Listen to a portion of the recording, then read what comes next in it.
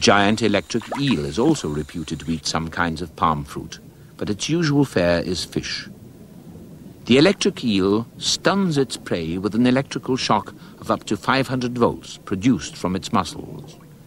Once stunned, the fish can easily be swallowed. The eel is an air breather, and its mouth is also a lung. One reason for stunning and immobilizing its prey is that the eel cannot afford to have a struggling fish damage its tender mouth. The caboclos claim that giant electric eels also use their electricity to shock some kinds of trees in order to dislodge fruit. But whether electric eels can actually do this still remains a mystery.